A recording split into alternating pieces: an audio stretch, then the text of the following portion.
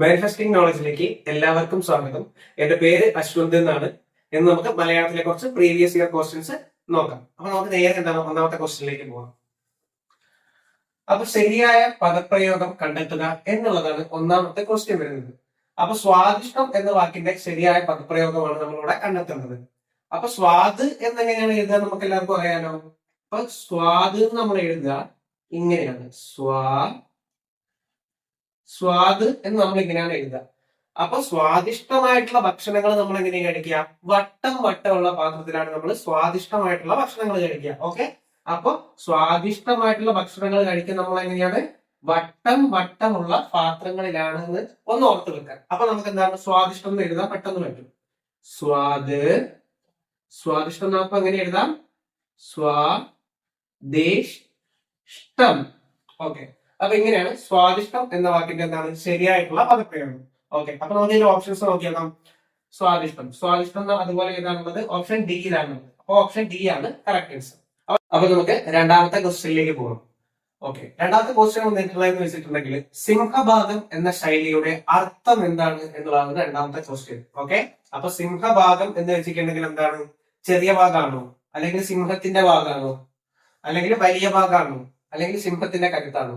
ഇതാണ് നമുക്ക് ഓപ്ഷൻസ് തന്നിട്ടുള്ളത്. അപ്പൊ സിംഹഭാഗം എന്ന് വെച്ചിട്ടുണ്ടെങ്കിൽ എന്താണ്?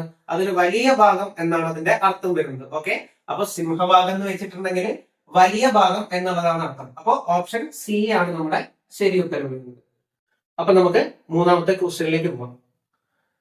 അച്ഛൻ എന്ന വാക്കിന് പര്യായമായി വരുന്ന പദം ഏത് എന്നുള്ളതാണ് ചോദ്യം. അപ്പൊ നമുക്കിവിടെ ഓപ്ഷൻസ് തന്നിട്ടുള്ളത് മനുജൻ, ജനനി, ജനകൻ, നൃപൻ എന്നുള്ളതാണ് ഓപ്ഷൻസ് തന്നിട്ടുള്ളത്. അപ്പൊ നമുക്ക് ഇതിന്റെ പര്യായമായിട്ട് വരുന്ന ഏതാണെന്ന് നോക്കാം. ഇവിടെ മനുജൻ എന്ന് വെച്ചിട്ടുണ്ടെങ്കിൽ എന്താണ്?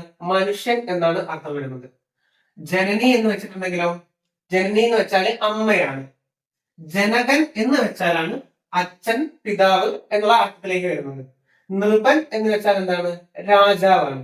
ഓക്കെ, അപ്പൊ നമ്മുടെ ആൻസർ എന്താണ്? അച്ഛൻ എന്ന വാക്കിന് പര്യായമായിട്ട് വരുന്ന ഇതിൽ ഏതാണ്? ജനകൻ എന്നുള്ളതാണ്. ഓക്കെ, അപ്പൊ നമുക്കിതില് അച്ഛന് പര്യായമായിട്ട് വരുന്ന ബാക്കി കുറച്ച് വാക്കുകൾ കൂടെ ഉണ്ട്, അതുകൂടെ നോക്കാം.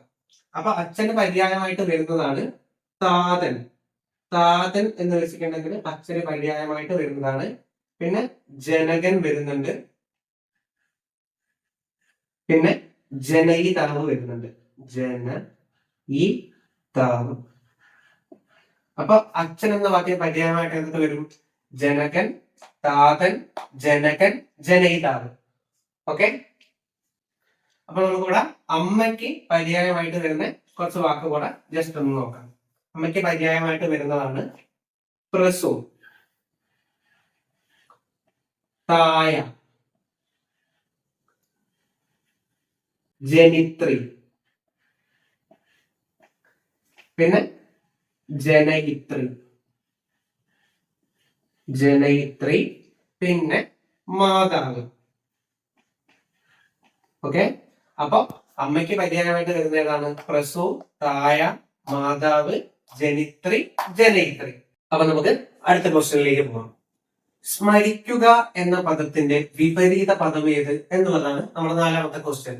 അപ്പൊ നമുക്കിവിടെ ഓപ്ഷൻസ് തന്നിട്ടുള്ളത് അനുസ്മരിക്കുക, ഓർമ്മിക്കുക, നിരാകരിക്കുക, വിസ്മരിക്കുക. അപ്പൊ സ്മരിക്കുക എന്ന പദത്തിന്റെ വിപരീത പദം എന്ന് പറഞ്ഞാല് വിസ്മരിക്കുക എന്നുള്ളതാണ്. ഓക്കെ, അപ്പൊ വിസ്മരിക്കുക എന്നുള്ളതാണ് നമ്മുടെ ആൻസർ ആയിട്ട് വരുന്നത്.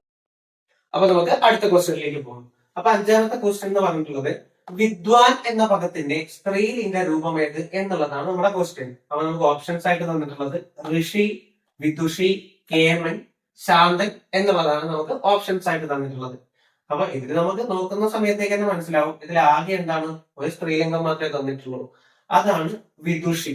അപ്പൊ ഇതാണ് നമ്മളുടെ കറക്റ്റ് ആൻസർ ആയിട്ട് വരുന്നത്. ബാക്കിയൊക്കെ എന്താണ്? പുല്ലിംഗമാണ്. ഋഷി എന്നുള്ളത് പുല്ലിംഗമാണ്, കേമൻ എന്നുള്ളതും ശാന്തൻ എന്നുള്ളതും എന്താണ്? പുല്ലിംഗമാണ്. അപ്പൊ നമുക്ക് ഇതിന്റെ ഒക്കെ എന്താണ്? സ്ത്രീലിംഗം കൂടെ ഒന്ന് നോക്കാം. ഋഷിയുടെ സ്ത്രീലിംഗം വരുന്നത് എന്താണ്? ഋഷി പത്നി എന്നാണ്. ഋഷി പത്നി, അല്ലെങ്കിൽ എന്താണ്? ഋഷിക എന്നുകൂടെ പറയും കേട്ടോ. ഋഷിക എന്നുകൂടെ പറയും. വിദ്വാന്റെതാണ് വിദുഷി വരുന്നത്. കേമന്റെ എന്താണ്? കേമന്റെ സ്ത്രീലിംഗമാണ് കേമി. ശാന്തന്റെ സ്ത്രീലിംഗം എന്താണ്? ശാന്തന്റെ സ്ത്രീലിംഗമാണ് ശാന്ത. ഓക്കെ, അപ്പൊ നമുക്ക് അടുത്ത ക്വസ്റ്റ്യനിലേക്ക് പോകാം. 6ാമത്തെ ക്വസ്റ്റ്യൻ ആണ്. താഴെ പറയുന്നവയിൽ ബഹുവചനമല്ലാത്തത് ഏത് എന്നുള്ളതാണ് ക്വസ്റ്റ്യൻ വരുന്നത്. നമുക്ക് ഓപ്ഷൻസ് ഒന്ന് നോക്കാം. ഭാഗവതർ, മർത്യർ, സമർത്ഥർ, ആസ്വാദകർ എന്നുള്ളതാണ് നമുക്ക് ഇവിടെ ഓപ്ഷൻ ആയിട്ട് വരുന്നത്. ഇവിടെ നമുക്ക് ഭാഗവതർ എന്നുള്ള കാര്യം എടുത്തു നോക്കി നോക്കാം. ഭാഗവതർ എന്നുള്ളത് എന്താണ്? ഏകവചനമാണ്. പക്ഷെ എന്താണ് അവിടെ അർ എന്ന ബഹുവചനം പ്രത്യേകം ചേർക്കുന്നുണ്ട്. പക്ഷെ എന്താണ് അതങ്ങനെ വരുന്നത്? അത് ബഹുമാനാർത്ഥമാണ് അവിടെ സൂചിപ്പിക്കുന്നത്.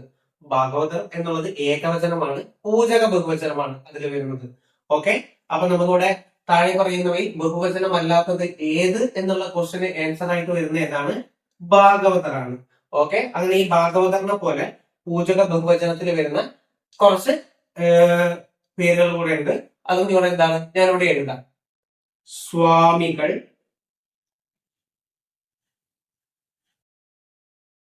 വൈദ്യർ, ദീക്ഷിതർ, ബ്രാഹ്മണർ, വൈദ്യർ നമ്മൾ എഴുതണം അല്ലെ. ഓക്കെ, വൈദ്യമാരാർ എന്നുള്ളതൊക്കെ എന്താണ്? പൂജക ബഹുവചനത്തിൽ വരുന്നതാണ്. അപ്പൊ നമുക്ക് അടുത്ത ക്വസ്റ്റ്യനിലേക്ക് പോവാം. 7ാമത്തെ ക്വസ്റ്റ്യൻ ആണ്. Practice make a man perfect എന്നതിന്റെ ഉചിതമായ മലയാള ശൈലി എന്ത് എന്നുള്ളതാണ് ചോദ്യം വരുന്നത്. അപ്പൊ നമുക്ക് ഓപ്ഷൻസ് ഒന്ന് നോക്കാം. വിതച്ചതേ കൊയ്യൂ, നനഞ്ഞിടം കുഴിക്കുക. ഓപ്ഷൻ സി, നിത്യാഭ്യാസി ആനയെ എടുക്കും. ഓപ്ഷൻ ഡി, ഉണ്ണിയെ കണ്ടാൽ അറിയാം ഊരിലെ പെണ്ണ്. അപ്പൊ practice make a man perfect എന്നതിന്റെ ഉചിതമായ മലയാള ശൈലി എന്ന് വെച്ചിട്ടുണ്ടെങ്കിൽ നിത്യാഭ്യാസി ആനയെ എടുക്കും എന്നുള്ളതാണ് ഇതിന്റെ ശരിയായിട്ടുള്ള മലയാള ശൈലി വരുന്നത്. ഓക്കെ, അപ്പൊ ഓപ്ഷൻ സി ആണ് നമ്മുടെ ശരി ഉത്തരം. അപ്പൊ നമുക്ക് അടുത്ത ക്വസ്റ്റ്യനിലേക്ക് പോകാം. 8ാമത്തെ ക്വസ്റ്റ്യൻ ആണ്. ക്ഷോഭിച്ചവൻ എന്നർത്ഥം വരുന്ന പദം ഏത് എന്നുള്ളതാണ് ചോദ്യം. ഓക്കെ, അപ്പൊ ഓപ്ഷൻ എ ക്ഷോഭി, ഓപ്ഷൻ ബി ക്ഷുഭി, ഓപ്ഷൻ സി ക്ഷിപ്രകോപി, ഓപ്ഷൻ ഡി ക്ഷുഭിതൻ. അപ്പൊ ക്ഷോഭിച്ചവൻ എന്ന് അർത്ഥം വരുന്ന ഇതിൽ ഏതാണ്? ഓപ്ഷൻ ഡി ആണ് ശരി ഉത്തരമായിട്ട് വരുന്നത്. ക്ഷുഭിതനാണ് ശരി ഉത്തരം. ഓക്കെ, അതുപോലെ തന്നെ നമുക്ക് കോപമുള്ളവൻ എന്ന് അർത്ഥം വരുന്ന ഏതാണ്? അല്ല, കോപമുള്ളവൻ എന്ന അർത്ഥം വരുന്ന പദമാണ് കോപിഷ്ടൻ എന്ന് പറയുന്നത്. കോപമുള്ളവൻ എന്ന അർത്ഥം വരുന്നത് എന്താണ്? കോപിഷ്ടനാണ്, കോപിഷ്ടൻ. അതുപോലെ തല താഴ്ത്തിയവനാണ് അധോമുഖൻ. തല താഴ്ത്തിയവനാണ് അധോമുഖൻ. ദാനം ചെയ്യുന്നവൻ എന്നുള്ള അർത്ഥം വരുന്നത് ഏതാണ്? ദാനം ചെയ്യുന്നത് എന്ന അർത്ഥം വരുന്ന പദമാണ് ദാതാവ് അല്ലെങ്കിൽ ദായകൻ. ദാതാവ് അല്ലെങ്കിൽ ദായകൻ. ഓക്കെ, അപ്പൊ നമുക്ക് അടുത്ത ക്വസ്റ്റ്യനിലേക്ക് പോവാം. 9ാമത്തെ ക്വസ്റ്റ്യൻ ആണ്. വെഞ്ചാമരം എന്ന പദം പിരിച്ചെഴുതുക. വെഞ്ചാമരം എന്ന് പറഞ്ഞ പദം എന്താണ്? പിരിച്ചെഴുതാനാണ് ക്വസ്റ്റ്യനിൽ തന്നിട്ടുള്ളത്. അപ്പൊ നമുക്ക് ഓപ്ഷൻസ് ഒന്ന് നോക്കിക്കുക. വെഞ്ച് പ്ലസ് ചാമരം, ബി വെഞ്ച് പ്ലസ് ചാമരം, ഓപ്ഷൻ സി വെൺ പ്ലസ് ചാമരം, ഓപ്ഷൻ ഡി വെഞ്ച് പ്ലസ് ചാമരം എന്നുള്ളതാണ് നമുക്ക് ഓപ്ഷൻസ് തന്നിട്ടുള്ളത്. ഇവിടെ വെഞ്ചാമരം എന്നുള്ളത് എങ്ങനെയാണ് നമ്മൾ പിരിച്ചെടുക്കുക? വെൺ പ്ലസ് ചാമരം. വെൺ പ്ലസ് ചാമരമാണ് വെഞ്ചാമരമായിട്ട് മാറുന്നത്. ഓക്കെ, വെൺ പ്ലസ് ചാമരമാണ് വെഞ്ചാമരമായിട്ട് മാറുന്നുള്ളത്. അപ്പൊ നമ്മൾ ഓപ്ഷൻസ് ഏതാണ് ശരി? ഓപ്ഷൻ സി ആണ് ശരി. വെൺ പ്ലസ് ചാമരം വെഞ്ചാമരം. ഓക്കെ, അപ്പൊ നമുക്ക് വെണ്ണ് വെച്ചിട്ട് വേറെ ഏതൊക്കെ വാക്ക് കൂടി എന്താണ് പിരിച്ചെഴുതുക എന്നുള്ള കാര്യം കൂടെ ഒന്ന് ജസ്റ്റ് ഒന്ന് നോക്കണം. വെൺ പ്ലസ് ചാമരമാണ് വെഞ്ചാമരം എന്ന് നമ്മൾ ഓൾറെഡി പറഞ്ഞു കഴിഞ്ഞു. അതുപോലെ തന്നെ വെൺ പ്ലസ് നീർ ആണ് വെണ്ണീരായിട്ട് വരുന്നത്. ഓക്കെ, വെൺ പ്ലസ് നീരാണ് വെണ്ണീരായിട്ട് വരുന്നത്. അതുപോലെ തന്നെയാണ് വെൺ പ്ലസ് കലം ആണ് വെങ്കലമായിട്ട് മാറുന്നത്. ഓക്കെ, വെൺ പ്ലസ് നീരാണ് വെണ്ണീരായിട്ട് മാറുന്നത്. വെൺ പ്ലസ് കലമാണ് വെങ്കലമായിട്ട്. അപ്പൊ നമുക്ക് അടുത്ത ക്വസ്റ്റ്യനിലേക്ക് പോകാം. ശരിയായ ഭാഷാ പ്രയോഗം തിരഞ്ഞെടുത്ത് എഴുതുക എന്നുള്ളതാണ് ക്വസ്റ്റ്യൻ വരുന്നത്. അപ്പൊ 4 ഓപ്ഷൻസ് നമുക്കുണ്ട്. അപ്പൊ ഇതിൽ ഏതാണ് നമുക്ക് എന്താണ് ശരി എന്നുള്ളത് നോക്കാം. ഇതിൽ ഓപ്ഷൻ എയില് വേറെ ഗത്യന്തരം ഇല്ലാഞ്ഞിട്ടല്ലേ അവൻ അവിടെ പഠിക്കാൻ ചേർന്നത് എന്നാണ്.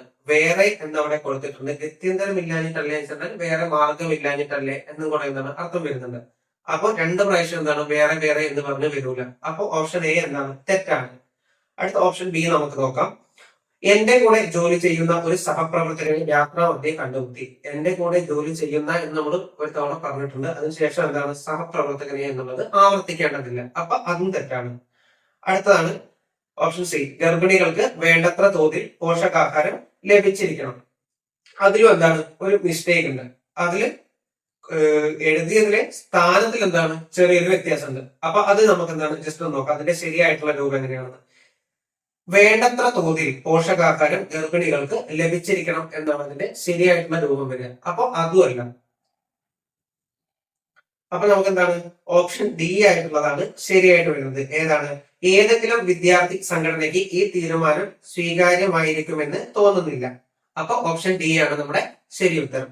നിങ്ങൾക്ക് ഈ സെഷൻ എന്താണ് ഇഷ്ടപ്പെട്ടിട്ടുണ്ട് എന്ന് വിചാരിക്കുന്നത്. നിങ്ങളുടെ അഭിപ്രായങ്ങളും ഡൗട്ടുകളും കാര്യങ്ങളൊക്കെ എന്താണ് കമന്റ് ബോക്സിൽ അറിയിക്കുക. നമ്മുടെ ചാനൽ എന്താണ് കമന്റ് ചെയ്യുക, ലൈക്ക് ചെയ്യുക, സബ്സ്ക്രൈബ് ചെയ്യുക. അപ്പൊ താങ്ക് യു.